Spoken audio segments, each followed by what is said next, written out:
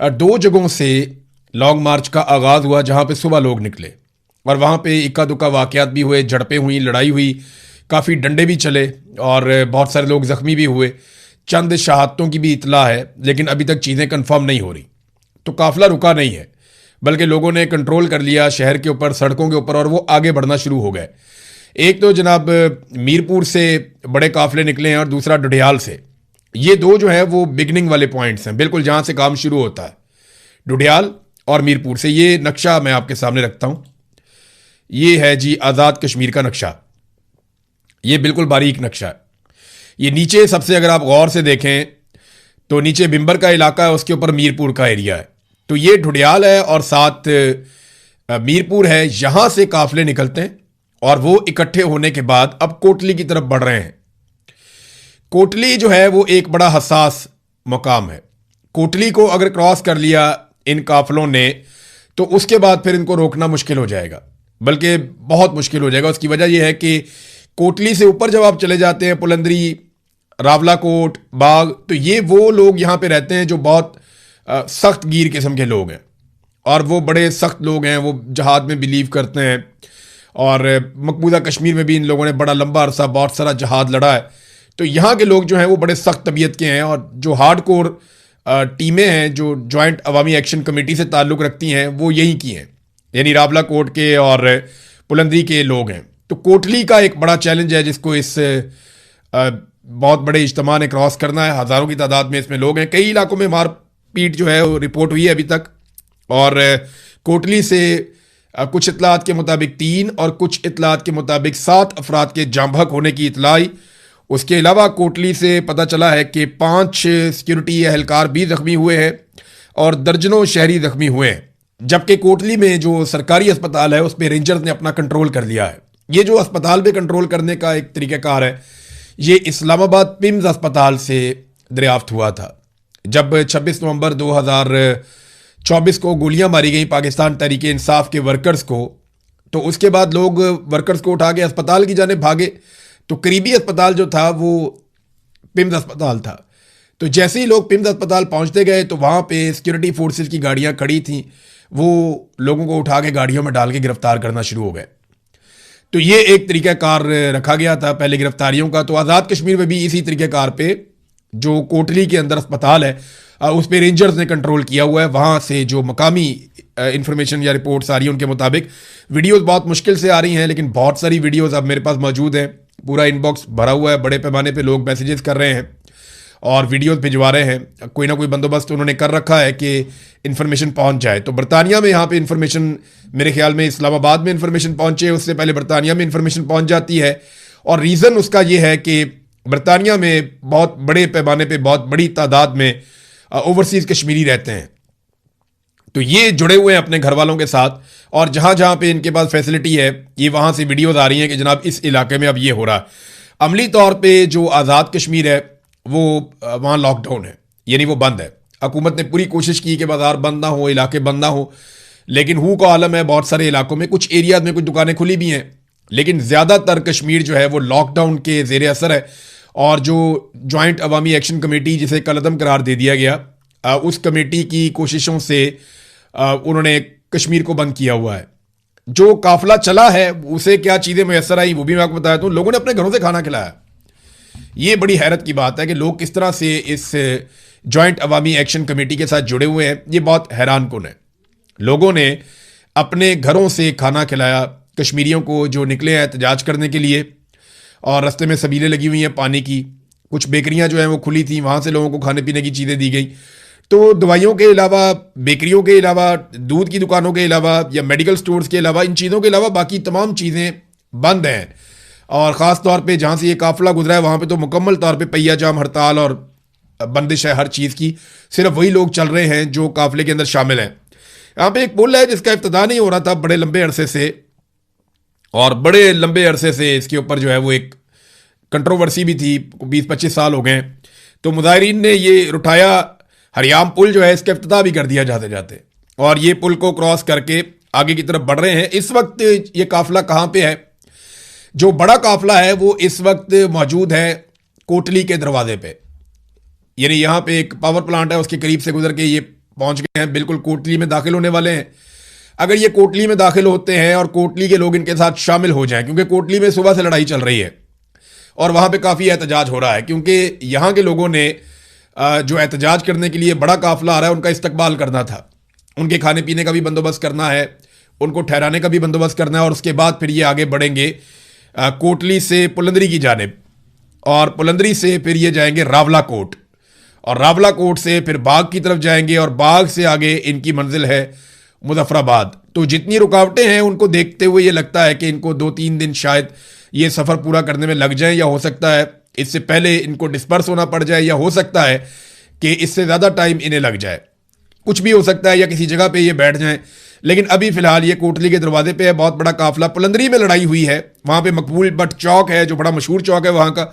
मकबूल but जिसे भारत भी एक दहशतगर्द समझता था और पाकिस्तान की एजेंसियां भी उनके साथ बहुत जुल्म करती रही हैं, मकबूल बट एक बड़ा हीरो है, एक बहुत बड़ा नाम है, उसके ऊपर तो पूरी किताब लिखी जा सकती है, पूरा वीलॉग किया जा सकता है, बहुत सारे वीलॉग्स किए जा सकते हैं। तो मकबूल बट चौक है एक पुलंदरी में, मकबूल बट चौक में लड़ाई चल रही थी, और इस वक्त जो ताज़ा मनाजिर आए शाम के वक्त उनके मुताबिक मकबूल बट चौक में भी मुजाहिरीन का कंट्रोल है, वहां पे सिक्योरिटी फोर्सेस का कंट्रोल नहीं है। तो कुल मिला के सूरत हाल ये है कि काफिला निकला, बड़े पैमाने पर लोग निकलकर पहुंच गए कोटली के करीब। कोटली में और पुलंदरी में लड़ाई चल रही है सिक्योरिटी फोर्सेस की अवाम के साथ, और रावला कोट में भी अवामी जॉइंट एक्शन कमेटी के साथ झड़पें जारी हैं।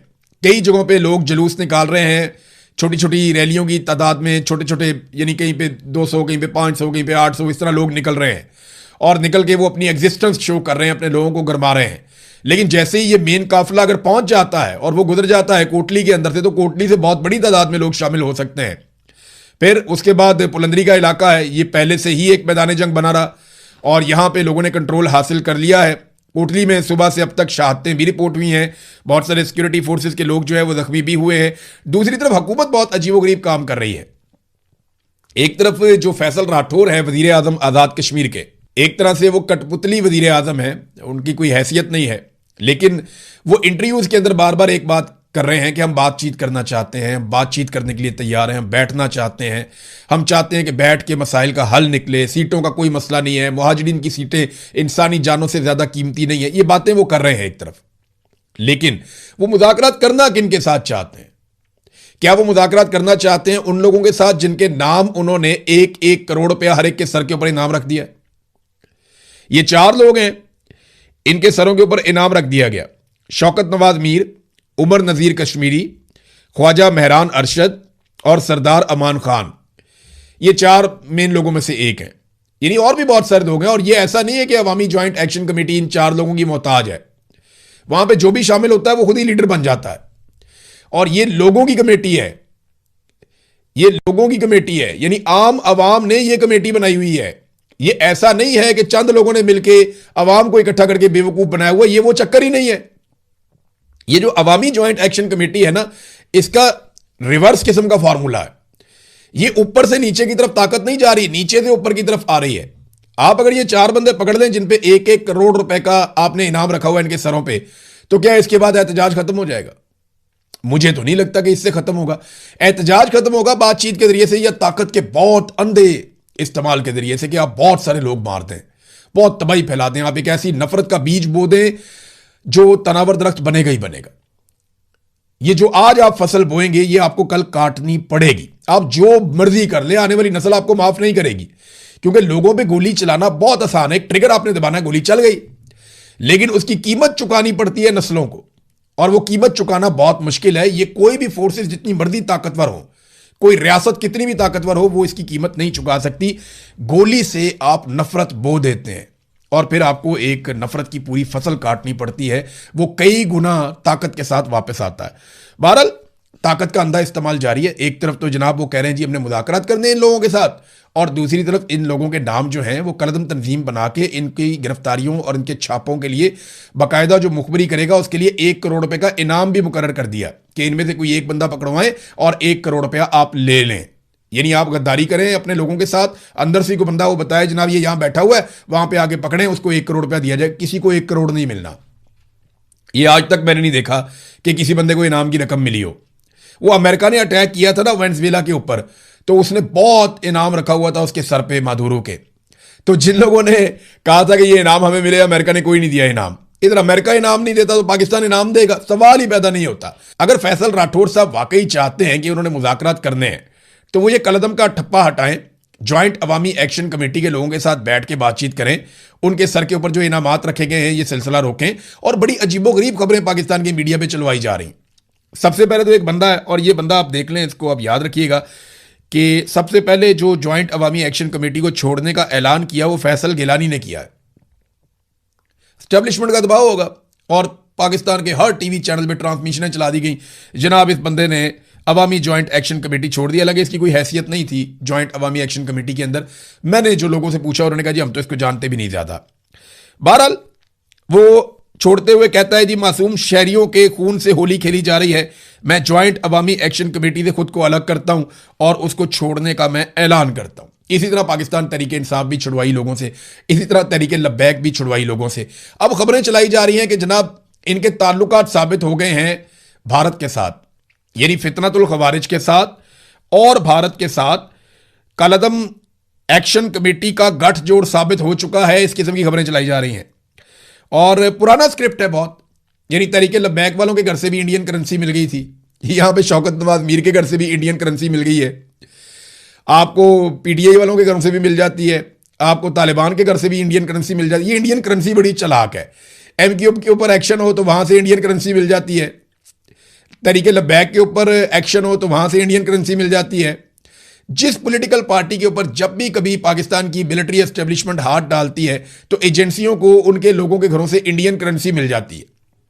ये बड़ी चालाक करेंसी है, ये फौरी तौर पे वहां पहुंच जाती है जहां पे पाकिस्तान की मिलिट्री एस्टेब्लिशमेंट का किसी के साथ भी झगड़ा होता है। इंडियन सिम कार्ड भी मिल जाते हैं वहां से, वहां पोस्टर बैनर भी मिल जाते हैं, यानी उन्होंने सजा के रखे हुए होते हैं Indian banner, Indian poster, Indian फौजियों के खत, इंडियन रा का जो है वो सारा डॉक्यूमेंटेशन, हर चीज के आपका ओहदा क्या, आपका काम क्या, आपको पैसे कितने मिले, उनके पैसे, सारा कुछ सजा के रखा हुआ होता है अपने घर के अंदर उस बंदे ने जो मिलिट्री एस्टेब्लिशमेंट के खिलाफ हो जाता है।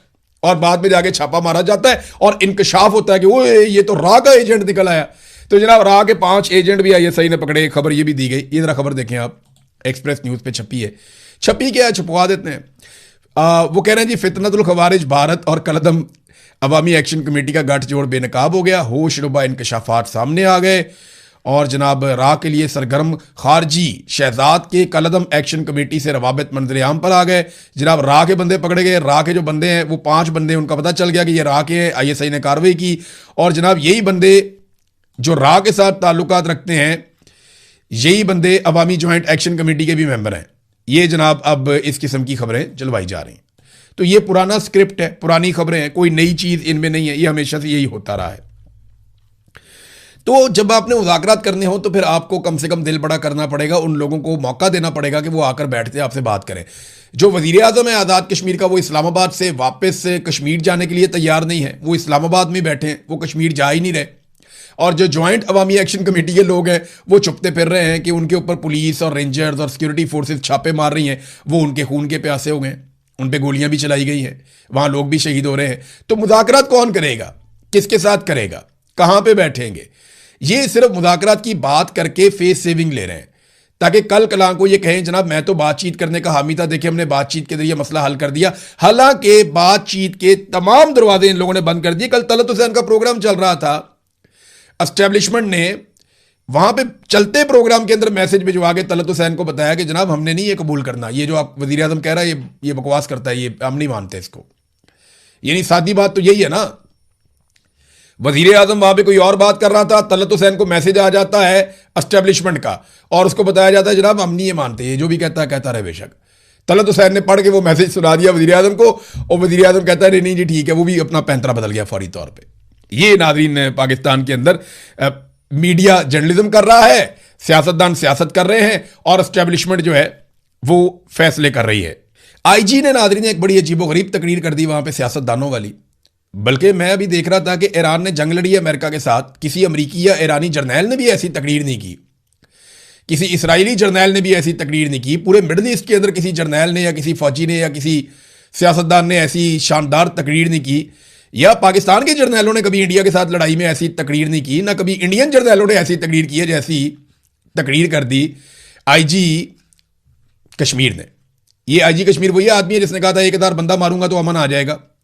अब ये कश्मीर पहुंचा हुआ है। ऐसे ज़हनी मरीज को तो सवाल ही पैदा नहीं होता कभी कोई सिविल सर्विस के अंदर रखे भी, लेकिन आसिम मुनीर साहब के दौर में इसको आईजी बनाकर कश्मीर में भेज दिया गया। वो अपनी कार्रवाई डाल रहा है, बंदे मर रहे हैं वहां पे, सिक्योरिटी फोर्सेज के लोग भी मर रहे हैं, दूसरी तरफ जो सिविलियंस हैं वो भी मर रहे हैं। तो लोगों की जान जा रही है, इनका क्या जा रहा है? वो सीने पे हाथ मार मार के ये कर दूंगा वो कर दूंगा, वो वहां धमकी अमेज किस्म की बातें कर रहा है। और ये आईजी को क्या जेब देता है? अब चाहे इस्लामाबाद का आईजी हो, चाहे कश्मीर का आईजी हो, ये जिस तरीके से सीना ठोक रहे हैं अवाम के सामने, क्या ये अवाम का सामना भी कर सकते हैं? जो अवाम अपने टैक्स के जरिए से आपको तनख्वाह देते हैं, आपको पालते हैं, आप उनके खिलाफ ऐसा रद्देमल कैसे दे सकते हैं? जब भी आप अवाम के पुरअमन एहतजाज के ऊपर जाके अटैक करेंगे, क्रैकडाउन करेंगे, तो लोग आगे से रिएक्ट करेंगे। अब जस्टिफाई नहीं किया जा सकता, जो शहीद हुए पुलिस वाले वो हमारे भाई हैं, हमारे सिक्योरिटी फोर्सेज के लोग भी हमारे अपने बच्चे हैं, वो कौम के बच्चे हैं। लेकिन कौम के बच्चों को लड़ाने वालों के खिलाफ बोलना, अगर इतनी जरूरत है तो, अगर इतना हौसला है तो बात कर और ये कह कि कौम के बच्चों को लड़ाने वाले जो हैं वो कौम के मुजरिम हैं, जिन्होंने लाकर सिविलियंस को और फोर्सेस को आमने सामने खड़ा कर दिया। वो तकरीर ऐसे कर रहा है जैसे वो मकबूजा कश्मीर में जा रहा है, मकबूजा कश्मीर फतह करने के लिए। ओ भाई, ये कश्मीर है, आजाद कश्मीर है, ये अपने लोग हैं, इनको ऐसे नहीं मारना। जितना गुस्सा और जितने जज्बात तुम दिखा रहे हो, अगर इतने जज्बात दूसरी तरफ से भी दिखाए गए, ये तो बहुत बड़ा तसादम हो जाएगा। तो ये जल्दी पर तेल का काम कर रहे हैं। और ये ऐसे बेवकूफ लोग सिर्फ अपनी जाती तशहीर के लिए और अपनी जाती वाहवाह के लिए और गुड बुक्स में आने के लिए, बड़े बड़े ताकतवर लोगों की या एस्टेब्लिशमेंट की गुड बुक्स में रहने के लिए वो इस तरह के ब्लंडर करते हैं, और कीमत इन ब्लंडर्स की बाद में कौम अदा करती है। अहमद फरहाद साहब ने बड़े जबरदस्त तरीके से एलेबोरेट किया कि ये अवामी जॉइंट एक्शन कमेटी का जो एक लॉन्ग मार्च निकला है, इसके मकासद क्या है। और ये बार बार वो कमेटी बता चुकी है, और उन्होंने बाकायदा इसको लिख कर भी बताया, बोल कर भी बताया। मैं आपके सामने, नंबर 1, उन्होंने कहा जी ये तहरीक है ना, ये पाकिस्तान के खिलाफ नहीं है। नंबर 2, किसी इदारे के खिलाफ नहीं है। नंबर 3, किसी कौम के खिलाफ नहीं है। नंबर 4, ये बुनियादी अवामी हुकूक की तहरीक है। नंबर 5, अशराफिया की मुराद के खिलाफ है। नंबर 6, सियासी इंजीनियरिंग के खिलाफ है कि 12 सीटों से जो सियासी इंजीनियरिंग की जाती है और पूरे निज़ाम को कंट्रोल करके एक सरकारी ऑफिसर या एक फौजी ऑफिसर वो पूरा का पूरा कश्मीर का खित्ता चला रहा होता है, तो ये नामुनासिब है। वो ये कहते हैं सियासी इंजीनियरिंग के खिलाफ है, गैर कानूनी और गैर मंतकी नशिस्तों के खिलाफ है, सेहत की नाकस सहूलियात के खिलाफ है, नाकस इंफ्रास्ट्रक्चर के खिलाफ है, कई अशरों की महरूमियों के खिलाफ है। ये जनाब वो तहरीक है, और इसको उठाकर इंडिया के साथ, मुझे बताएं ये सारे काम इंडियन राह चाहती है कि पाकिस्तान में ये सारे काम हो, या भारतीय खुफिया एजेंसी पाकिस्तान में ये काम करना चाहती है? पाकिस्तानी एजेंसियां क्या कर रही हैं वो देख ले आप पाकिस्तानी टीवी के ऊपर। आज इमरान खान की फिर मुलाकात नहीं हुई, इमरान खान से मुलाकात मुकम्मल तौर पे बंद है। उनकी बहनें, आज मंगल का दिन था, वो फिर गए मिलने के लिए, उन्होंने मुलाकात करने नहीं दी। एक तरफ उन्होंने नेशनल लेवल के सबसे बड़े लीडर की मुलाकातें बंद की हुई हैं, दूसरी तरफ पाकिस्तान के तमाम टीवी चैनल के ऊपर इमरान खान का नाम लेना मना है। लेकिन जो खैबर पख्तूनख्वा से नाराज अरकान का एक टोला बनाया गया है, वो अब इंटरव्यूज दे रहे हैं और वो इमरान खान का तस्करा कर रहे हैं, इमरान खान की रिहाई मांग रहे हैं, इमरान खान की रिहाई के लिए तहरीक का लायामल मांग रहे हैं, और वो सारा कुछ पाकिस्तान के नेशनल टीवी चैनल पे चल रहा है।